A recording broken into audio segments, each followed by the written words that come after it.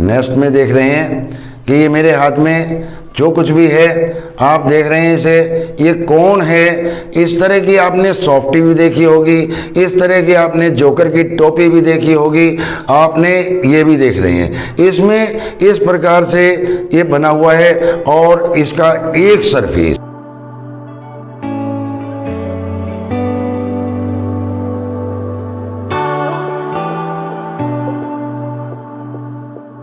जब मैंने बेलन दिखाया था उसमें दो सरफेस दिखाए थे, ध्यान रखने वाली बात है। बेलन में दो सरफेस थे, इसमें एक है।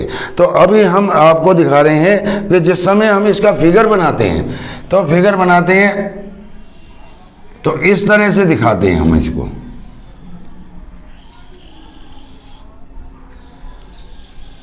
ये कोण हो गया आपका, इसको कोण भी कहते हैं और शंकु भी कहते हैं, ठीक है। अभी आप देख रहे हैं ये एक साइड में, दोनों साइडों में तिरछी रेखा जा रही है, तिरछी रेखा जा रही है तो इसको तिर्यक लंबाई बोलते हैं, इसको तिर्यक लंबाई बोलते हैं, यानी कि तिरछी रेखा। और इसके बीच में, ठीक इसके बीच में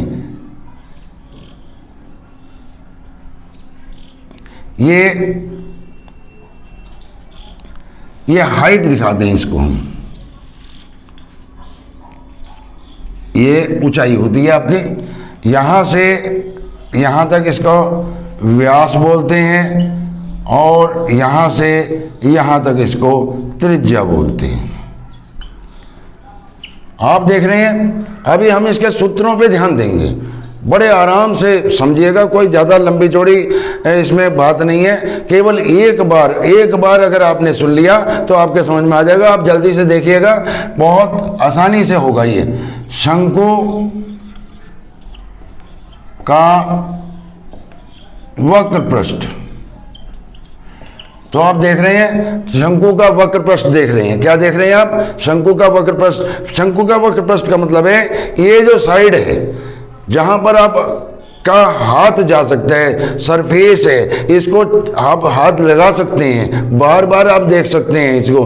तो इसका जो निकलेगा वो है पाई आर एल। एल का मतलब ये तिरछी ऊंचाई लेकर के चलना है इसमें। आगे है शंकु का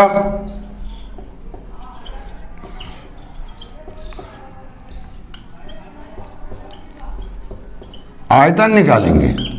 हमने पहले आपके सामने बेलन दिखाया था, बेलन का जो आपका आयतन निकाला था, हम बेलन का ही आयतन यहां लिख रहे हैं। आप समझिए, हम बेलन का ही आयतन यहां पर लिख रहे हैं, पाई आर स्क्वायर एच।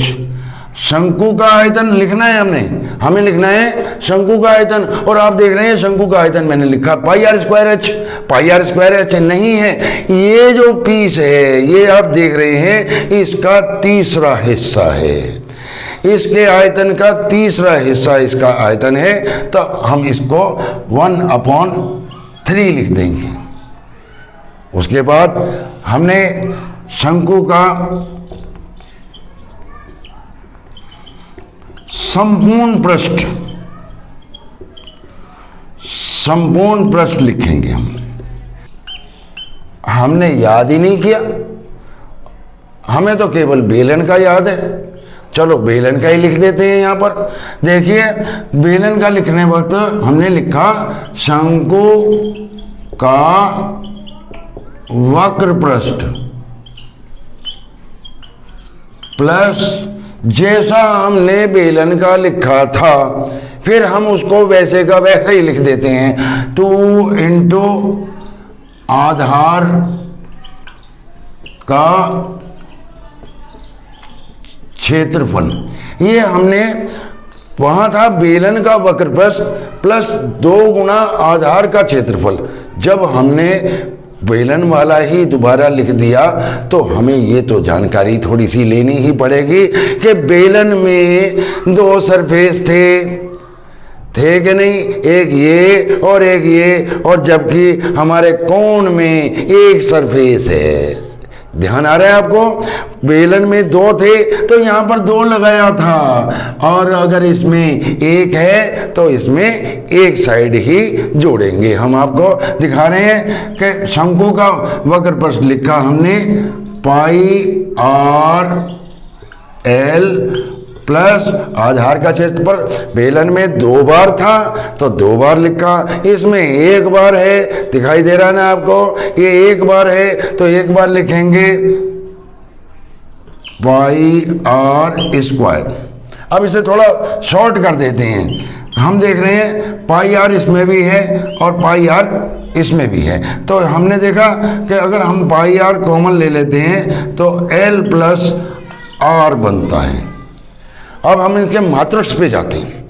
मात्रक में फिर वही बात आती है कि अगर सपोज करो एक इकाई ये गुना हो रही है और एक ये गुना हो रही है तो ये हो जाएगी आपकी वर्ग इकाई। इसमें दिक्कत आती है बच्चों को, मगर नहीं आनी चाहिए। और इसमें 3 बार है R इंटू H, तो इसका मतलब है ये हो गया आपका घन इकाई। और अगली बात ये है कि यहाँ है R और ये L प्लस R है। जब ये L प्लस R है तो ये 1 माना जाएगा, ये 1 माना जाएगा, तो इसका हो गया वर्ग इकाई।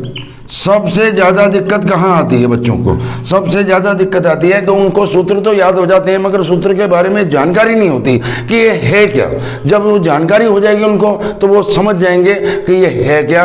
अभी आपने सारे सिस्टम को देखा कि शंकु क्या है, शंकु का वक्र प्रस्थ क्या है, शंकु का जो आपने वक्र प्रस्थ निकाला, आयतन निकाला, संपूर्ण प्रस्थ निकाला।